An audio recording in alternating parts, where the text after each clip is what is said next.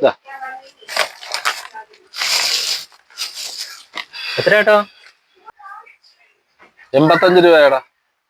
ഓ അതെയോ? ഗൂഗിൾ പേ ആണോ? ഗൂഗിൾ പേ ആണ്. ആയിട്ടുണ്ടേ ചേട്ടാ പേരിട്ടല്ലേ? പേരിട്ടല്ല, ആയിട്ടില്ലല്ലോ.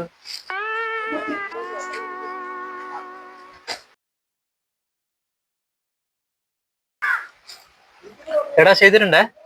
ഓക്കെ. വന്നത് എന്തായിരുന്നത് നന്നായി.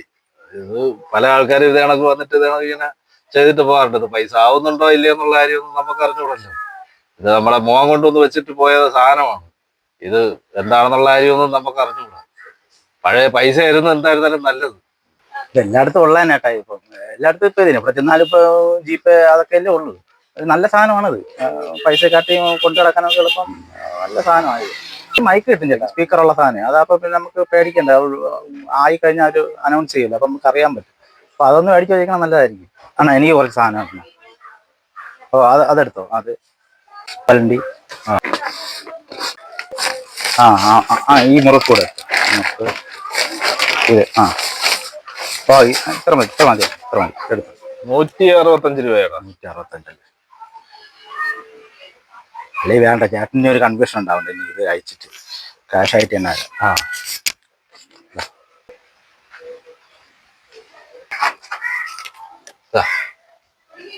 ചേട്ടാ ഇത്ര അല്ല ബാക്കി. ചേട്ടന് 500 അല്ലേ? 500 നോട്ടിരിക്കണം. ഞാൻ തന്ന 500 നോട്ടല്ലേ? 200 200 അല്ലേ? 200 അല്ല ചേട്ടാ, 500. ചേട്ടാ മേടിച്ചിട്ടാ കണ്ടില്ലായിരുന്നു. അപ്പൊ അതിന്റെ ബാക്കി തരണം അല്ലേ? അപ്പൊ അറിഞ്ഞോട്.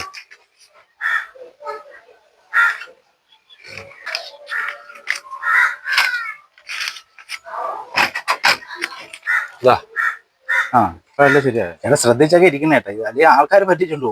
വെറുതെ കടയും തുറന്നു വന്നിട്ട് അവസാനം വെറുതെ പോകേണ്ടി വരും. പോട്ടെ എന്നാ. ഓക്കെ. അങ്ങനെ ഇന്നത്തെ പൈൻറ്റിനുള്ള പൈസ അത് പൊളിച്ചു.